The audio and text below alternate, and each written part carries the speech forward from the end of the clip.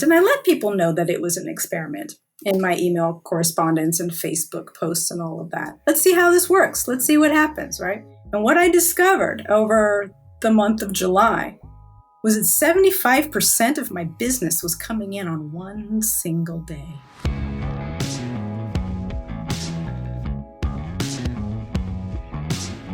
This is the Boxoffice Podcast. I am Rebecca Pahle, Deputy Editor of Boxoffice Pro, joined once again by Daniel Loria, Editorial Director of Boxoffice Pro, the only publication in North America exclusively dedicated to covering the interests of the global theatrical exhibition marketplace. Daniel, this is our first official post-CinemaCon podcast. For me, the last weekend has been kind of pure recovery mode. Barely left my couch, barely left my sofa. Daniel, I imagine it was the same for you. But in the world outside of CinemaCon recovery, people were going to see some movies at the movie theaters. What were the new films that came out? And can you give us a rundown of what sort of box office we saw, specifically from Candyman? I'll be happy to. But first, a quick word from our sponsor. And actually, this sponsor is coming through the concession stand. Oreo Cookies has figured out a way to take a concession stand classic to the next level. That's right, it's Oreo popcorn, and it's popping up at theaters across the country. This new blockbuster treat is made with real Oreo cookie pieces, drizzles of Oreo-based cake, and drizzles of Oreo cream. What better way to welcome back moviegoers than with an amazing salty and sweet treat that combines America's favorite cookie and popcorn to create true movie theater magic? Want to taste a snack that's destined to be a hit for yourself? You can head over to OreoPopcornSample.com for a complimentary sample of Oreo popcorn. Again, that's OreoPopcornSample.com to get your complimentary Oreo popcorn sample today. So yeah, Rebecca, it was a positive weekend at the box office where we continue to see positive trends from titles that are theatrically exclusive and also come in with a good amount of marketing here for their theatrical debuts. Universal's Candyman, exclusive to theaters, opening to $22 million from 3,569 screens in North America. Interesting part about this title, Rebecca, in its performance, the opening weekend demographics. We had 37% of the audience being African American and 22% of the audience being Hispanic in that opening weekend. So we see minority audiences here combining to nearly 60% of the opening weekend ticket sales for this title, something that we've been saying for a long time now. We have to look at diversity, not only in the sense of representation on screen, but also representation when it comes to marketing efforts. I think Universal got this one right. What are your impressions of this performance? My impressions are that I'm just ticked off that I was so tired from CinemaCon that I didn't get a chance to see Candyman this weekend, because I'm really wanted to see it. It's one that I'm looking forward to. It's one that I'm still very excited to see, especially given how it overperformed. And yeah, looking at how certain demographics, whether that's Hispanic moviegoers, whether that's Asian moviegoers, African American women, tend to over-index compared to the white male population. I definitely think that that's something that needs to be looked at and is being looked at in terms of the titles that get made. But I think, Daniel, something that isn't talked about as much and something that we've talked about on this podcast, and I know it is an issue that you're really passionate about, just marketing, getting the talent, getting the directors and getting these people out to the more specific niche and including international press. You can't just rely on the same couple dozen publications for your press junkets. It's just not how you get people out. Absolutely. We've seen that happen again and again. But these are positive results so far. Going down the line, second place, we have from 20th Century Studios, Free Guy, also exclusive to theaters in its third weekend, bringing in $13.1 million from 3,940 screens. That's a $78.9 million domestic total for this title, performing, I think, quite well in these week-to-week holds. And then below that, we have Paw Patrol coming in on third place. That's a day-and-date release from Paramount that has a $6.6 million weekend take from 3,189 screens. In its sophomore frame, That's a 24.1 million domestic total. And then we had a little bit of a milestone here with Disney's Jungle Cruise, which is day and date on PVOD. That was a $5 million take from 3,370 screens in its fifth weekend. Rebecca, Jungle Cruise now crossing the $100 million mark domestically. That's a nice little bit of positive traction on a title that didn't come with the, let's say, IP recognizability behind it. New franchise being launched by Disney is now hitting that $100 million mark despite the pandemic and despite a day-and-date PVOD release on Disney+. Do we know off the top of our heads here how many films have crested the 100 million mark since the beginning of this year? We're looking at Black Widow, F9, Godzilla vs. Kong. Quiet Place Part 2. Quiet Place Part 2 and Jungle Cruise. Really, off the top of my head, I think those are the ones that come to mind, really. So we're talking about really, a half dozen, if I'm not mistaken. So we're seeing positive traction, as we're saying, these titles getting up there, performing well. That wasn't the case with Warner Brothers' Reminiscence, all the way down in 11th place, Rebecca, only its second weekend, grossing less than $1 million in its sophomore frame. That's a $3.5 million domestic total for this title, starring Hugh Jackman, that I don't know. I mean, I still haven't seen it. They didn't market the thing. We barely saw a blip here. We barely saw an effort from the studio to get this into moviegoers' minds. I think really unfortunate on a title that I think had there been a little bit more confidence, had the day and date scenario not existed, could have performed a bit better. I haven't even gotten to see this. It's one of the movies that was on my radar coming into the summer. So that's the recap of the box office for this week. And of course, we've got a big weekend coming up in the United States for the Labor Day weekend. The opening of Shang-Chi and the Legend of the Ten Rings, the first theatrically exclusive Marvel title to open during the pandemic. We've got 45 days exclusive to theaters. This is a new superhero. We haven't seen this hero before, but our chief analyst, Sean Robbins, is expecting a range between $35 to $55 million for the film's opening weekend.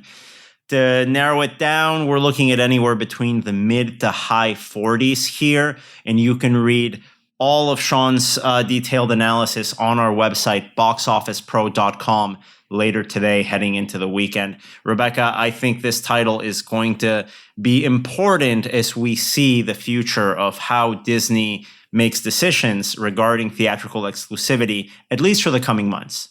Absolutely, Daniel, and the kind of shifting landscape of theatrical exhibition right now.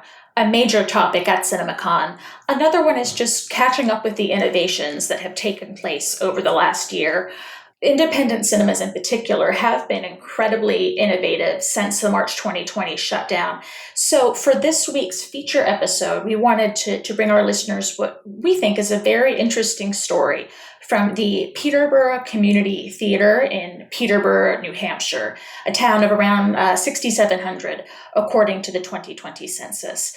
Now, we have seen proof of vaccination requirements hit cinemas in France, in Italy, major cities like New York City. However, the Peterborough was one of the first cinemas in the United States to voluntarily institute a proof of vaccination requirement at its cinema for certain days, certain screenings. It was really interesting to speak to Vanessa Amsbury-Bonilla about this, because we learned that it was because her patrons wanted it. She reached out to her patrons and tried to figure out what she could do, what the Peterborough could do to make her community more safe. And that's also something that Mookie Greidinger, the CEO of Cineworld, the corporate parent of Regal here in the United States and the second largest cinema circuit in the world, spoke about during CinemaCon, during one of the sessions that we were able to actually record and bring you in last week's podcast series. The role that these proof of vaccination requirements are going to have for the recovery. I think a lot of folks, including Mookie, are cognizant that they might bring lower ticket sales at first as consumers get used to this. It's probably going to be something difficult to communicate from place to place. But ultimately, this sort of push can help the industry recover quicker. So it's a bit of a dip right at first, but essentially and eventually it might lead to a quicker recovery down the road. And we have a clip here from Cineworld CEO Mookie Greidinger talking about the impact of proof of vaccination requirements for the cinema recovery effort from a CinemaCon 2021 panel. Altogether, things are now relaxing. I think that there are almost no restrictions. There will be coming now a wave that we will need to show a proof of vaccination, probably in many of the countries, which at the beginning will create some chaos. I'm saying this from the experience we have already in Israel. But at the end of the day, it's not a bad thing. And it will create some stability to the situation. And that was Mookie Greidinger, the CEO of Cineworld, speaking briefly about the impact of these proof of vaccination requirements to the box office, how he's really expecting, from personal experience, seeing the impact of these policies in Israel to hurt earnings at first, but eventually play a role for the cinema recovery effort. Of course, every audience in every community is different. Rebecca, that's what I love about this story. In being one of the first cinemas in the United States to look at their audience, look at their demographics, and decide to make a policy that made sense for them and made sense for their business. And it's something that we've seen pick up more in the intervening weeks. We recorded this interview in the beginning of August, right as we were preparing to head out to CinemaCon. Now that we're airing it at the end of the month, I've seen a lot more independent cinemas come out with their own proof of vaccination requirements and days and policies. It's something I have to mention. I'm planning a trip to see my in-laws in Philadelphia in the coming weeks, and I'm looking forward to visiting a cinema that's been in my bucket list for a while, the Bryn Mawr Film Center in the suburbs of Philly. I was pleasantly surprised to learn they have a very similar policy they will be instituting at their own theater. So I'll be curious to see that in action. But without any further ado, here is our interview with the Peterborough Community Theatre and their decision to implement one of the first voluntary proof of vaccination requirements in the United States. Vanessa, thank you so much for joining us. I know, speaking for both Daniel and myself, we saw the news about what Peterborough is doing with its vaccine-required screenings, and immediately we were like, we have to find out more about this, because it's definitely a hot subject right now, and we were interested to find out the way in which you approached it, and really the way in which your community has received it. But to start off, could you give us a bit of background on the Peterborough Community Theatre and your own role in it? I know it has a very long history within your community. Thank you so much for having me. I really appreciate that. We are the most recent, as of 3 years ago, owners of the Peterborough Community Theatre, which is actually New Hampshire's oldest movie theater. It opened in 1914. We bought it 3 years ago. Nice. And Ooh, nice. Yeah, so we're relatively new owners. We've, have had to manage the pandemic for 1.5 of those years, so half of the time. Oh my goodness! And it has been a very positive experience, and we use kind of a corny phrase, but we use the phrase that community is our middle name. Peterborough Community Theatre. We are all about the community. Oh, literally and figuratively. Yeah. Literally and figuratively, exactly. It's so important to us that this little gem of a theater, which, by the way, when it first opened in 1914, it was called The Gem. So we lovingly refer to it as our little gem. But going back to my previous point, we love the fact that our theater is part of our community and that we are there to serve the needs of our people. Because if it wasn't for our community and the people who come to it, what's the point, right? We exist for them. So that's why it was so important to us as owners to make sure that we are meeting the needs of the people in our town. And particularly since the demographic of our town tends to be an older population. These are people that generally are ages 55 and up, a lot of retired folk. And these are people who don't stream. They just don't do it. For them to see a movie, you go to the movie theater. There is no other option. Some of them may buy a DVD or something along the way. But you're not wrangling with the virtual cinema. You can buy it on a virtual cinema app and stream it to your Roku. That's not going to cut it. That's not our demographic. Those aren't the people that are coming in through our doors. They want the big screen. This is their default. So it was really important for us to make sure that we're meeting the needs of our primary demographic, because they're the ones that are paying those senior tickets, and that's our revenue right there. You talk about community and you talk about that connection with your customers and getting to know them, and that being a central part of your mission.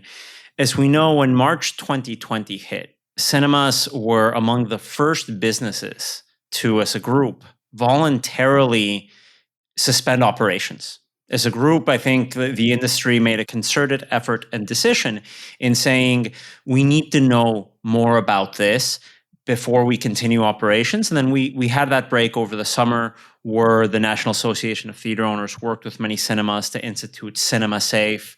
And I think that helped inform the reopening. Now, this pandemic is something that seems to be going on in phases, right? We have different phases, different parts of it. It seems like it's going on forever. But could you take us back, Vanessa, to that first reopening from when you were allowed, your approach to that, and how you began communicating with your audience on what they were comfortable with once you reopened those doors? Sure, yeah.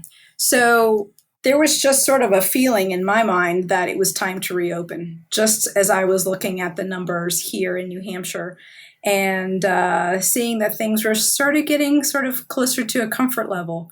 The numbers were going down. Everything was looking like, hey, summer's coming, and here we are. So I maintain a database, an email list of about 1,000 addresses. And that's how I announce, for the most part, which movie I'm getting for the next week. And I know that it's really helpful for my customers.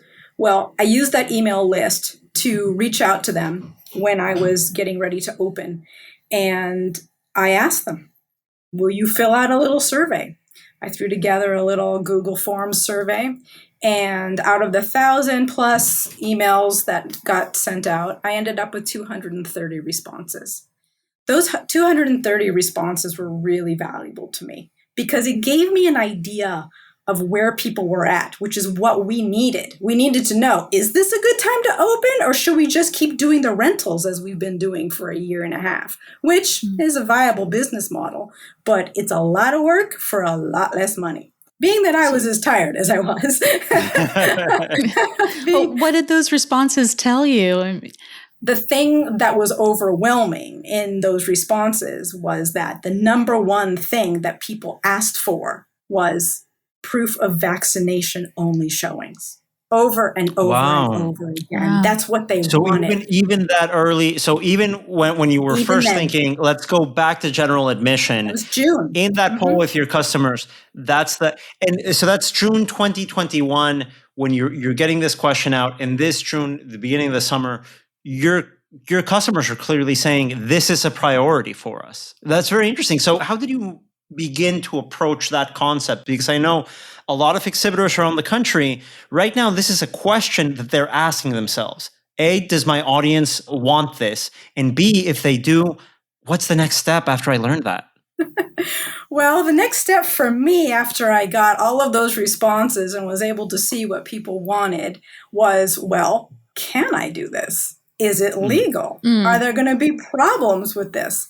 You know what? A quick Google search gave me all the answers that I needed. I found out instantly via Google search that this is not in violation of any kind of HIPAA laws. I mean, I'm sure a lot of other businesses in a lot of other fields are asking this exact same question. So it's not like it. I wanted to make sure. I didn't want to go ahead and do something and then find out later that I was in violation of some kind of law. That's not okay. So once I had that answer, which was actually pretty easy to find, I just did it. So when I announced to my people, that was it. When I sent out my next email, I let them know we were reopening on July 2nd, that I appreciated the responses that I got from my survey, and we would be setting aside one day a week. We called it Safer Sundays. was kind of a cute little That's name, right? catchy. I like Sundays. that. Safer Wednesdays doesn't really have a ring to it. It was a good day, I figured, because it wasn't like the most popular day of the week. It wasn't like Saturday where somebody would be like, hey, what are you doing? Saturday's our day, right? And yet I offer a matinee and an evening show on a Sunday, and it was a good, viable day to do it. Plus, the name worked out. So I offered Safer Sundays as an experiment, and I let people know that it was an experiment in my email correspondence and Facebook posts and all of that. Let's see how this works. Let's see what happens, right? And what I discovered over the month of July was that 75% of my business was coming in on one single day. Wow. The Sunday brought in your community 3/4 of ticket buyers. I think that's a great reflection of, being in contact and meeting your customers where they're at. Were you open all 7 days? We're open 5 days a week. We close on Mondays and Tuesdays. I get 2 nights at home. Watch movies. The rest of the nights I'm here. So you're reopened now from Wednesday to Sunday.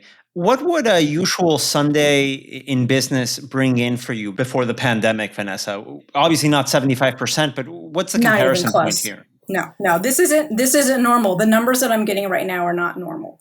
Normally a Sunday would be kind of equal to a Wednesday. As opposed to being my number one day where all of my business is coming in. We have had Friday and Saturday nights since we reopened July 2nd, where not a single person walked in the door. Zero attendance for a Saturday night, for a Friday night. I just shut off the projector and I go home. Look, I've got a night off. But that made it so that I was questioning the validity of those days. Like, how do I justify being open then on a Friday or a Saturday or on a Wednesday or a Thursday even, when most of my business is coming in on that one Sunday? Clearly, I am meeting a demand that exists. It's a supply and demand issue. This has nothing to do with politics. It has nothing to do with ideology, which is what people are trying to do with this decision. Turn it into a political issue. It's purely a business decision. I mean, on this, obviously there's the obvious health decision, which is a factor we can't ignore. But beyond that health decision, from your perspective as a business owner, 75% of business is coming on one day because of one policy. Right. I mean, the obvious thing is, how do you expand it? So after having those results on the Sunday, how did that influence you to adopt more days, or where are you now with expanding this policy? Thank you. So I just made that decision after kind of throwing a little Facebook post out there and asking a few people, what would you guys think if I had another day? Well, the majority of our customers and our client base was really happy about that. Big thumbs up from most everyone. The only time that I got some backlash was from the Peterborough page, where our local newspaper posted this information. And I got a little bit of backlash from that very small but very vocal community who, threw some insults our way because of it and told us that basically we were being discriminatory and taking away their freedoms and their rights. I wonder how often they went to your cinema beforehand, if they were actually your customers or just... That's just it too. So when I see the people that are making those comments, I can recognize that they're not our customer base. It's not actually our usual regular customers that come in. These are people that are just making their voices known. We've been hearing a lot of, what about people with medical conditions? What about children who are too young to get vaccinated? Have you run into any of those issues, either customers asking you, like actual customers, or people on your Facebook page? Yeah, people on the Facebook page. And I've replied to each and every one of them. For anyone who has a medical concern, who can't get vaccinated for whatever reason, and there were people there, I completely understand their frustration and where they're at. And the thing is, we're still open to include them too. So keeping in mind that even though we've added one more safer day, which is now Thursday, they can come to the movies on Wednesday, Friday, Saturday. what we've done, in essence, is just allowed more choices for everyone, right? We've not discriminated against anyone. They can still come to the movies. They can come on those other days. And there's room for them as well. It's a way of being able to include everyone. Yeah, it is inclusive rather than discriminatory. I love that distinction. Exactly. Yeah, I really love that approach of this being consumer driven, right? This is a business driven decision that you're making, as we're saying, to meet your customers where they're at their safety level, at their comfort level. Now, there are many things that consumers, if we poll them, will tell us that they would like to see, but that doesn't always equate to sales. I think the best example I can say is healthy concessions. Every time I speak to an exhibitor and they put out a poll, everybody says, we would love to have more healthy options at the concession stand, but that never, ever, ever translates to sales. They don't ever buy them. Yeah. Exactly. We've had the same problem too. Yeah. They just sit there. You know what happens? How much of a concern was that? Yeah. I eat them. Yeah. If I go to the movie theater, I'm not eating health food. I'm eating the most calorie-laden popcorn I end up eating can this get. for lunch. But that may be a drawback, right? In getting in touch with your audience and putting a poll, right? And saying, hey, if we institute a policy like this, would you feel comfortable? There may be a situation where a poll like this might have people responding saying, yes, in theory, I like it, but I might not go to the movies that often. How concerned were you when you saw these responses, when you saw a clear direction on which policies to institute, that they would actually translate into ticket sales, which I think ultimately is an important factor in these policies? I felt pretty confident, actually. I have a really good rapport with my community and the people that come in. This is one of the joys of being a small business owner and being such a small theater. We've got one screen. We've got 95 seats. It's a tiny little intimate space. I know so many of my customers on a personal level because they come in every week. I know them by first name. I know how they like their popcorn. I know what drink they're going to get. I greet them as soon as they walk in the door. So I felt like the responses that I was getting from them were viable. You knew that they actually cared about the theater. They actually do. And they love this theater just as much as we do. They recognize that this is an important part of Peterborough history, New Hampshire history. And those same people were the ones who have gotten us through these pandemic times. When we needed help, they stepped up. We had a GoFundMe at the beginning of this pandemic. Those people, particularly older generation, who definitely need this theater as a place of community, they're the ones who stepped up and helped us get through it. They're my friends, they're my community, and I completely believe that were giving me the answers that were truthful and honest and would meet their needs. I mean, I read on the website that even back in the teens, 20 teens, I mean, when the Peterborough was able to convert to digital, that was also from donations from the consumers. Like that's a long-standing thing, and there's a real loyalty that's been built up over the, I guess at this point, century plus. Absolutely, yes. So it's a beloved institution in our little town. So the decision to expand it was based on customer demand, a supply and demand thing.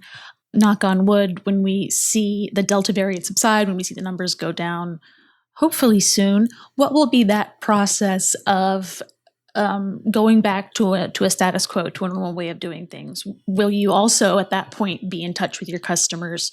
Are you continually kind of checking up on their comfort level so that you know when to dial this back? Absolutely. And I think it's going to be one of those things where it's really numbers driven, data driven. When I start to see that Wednesdays and Fridays and Saturdays, those numbers are going to be about the same as Thursdays and Sundays, when that starts to level out, that's going to tell me that people are at a point where they're comfortable enough, wherever we're at in the pandemic, that they're not going to need that extra level of protection that's going to make them feel safer to come into the theater. I really think it's going to have a lot to do with just the numbers and the data. I mean, I'll definitely reach out to my customer base as well and get an idea of where they're at. But at this point, the numbers will speak. And obviously with some of those loyalty programs, when we talk about larger circuits with multiple locations that may not have the advantage of a smaller cinema of having that personal connection with audiences. If you've got a loyalty program, you know how many times that respondent to that poll has come to the movies. You know when they come to the movies. You know at which point, which play week they come to the movies. So a lot of these decisions, I think, are going to be very interesting to track in the coming weeks as we see exhibition make further modifications to their operations in meeting their audiences where they're at different points of the pandemic. I don't think any of us expected to be in this situation this late into the summer. We are. And as long as studios keep releasing films, as long as cinemas are able to continue their operations, I think it's great to see initiatives like yours, Vanessa, where you can directly communicate with consumers and make sure you can offer them the movie-going experience that they want. Because otherwise, I mean, do you think you'd be open at this point? No. At this point, no. I've seen the numbers just turn.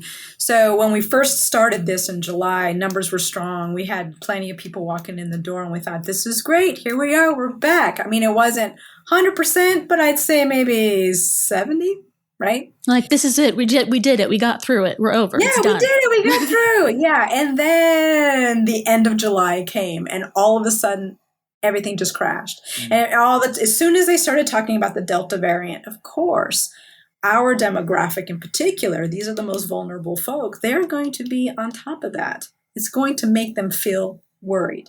And one of the first things they're going to leave out of their lifestyle is going to be going to the movies. They're probably like, well, we've done it for a year and a half. Let's just keep going. Vanessa, thank you so much. It's been great to talk with you and hear about not only what the Peterborough is doing now, but the history of the theater. And just personally, it's been really inspiring just to hear the way in which you're doing what your customers want and not turning it into some kind of political issue. Like, there's been so much of that, and it's really just a little, it's a palate cleanser. I'll say that, it's a palate cleanser.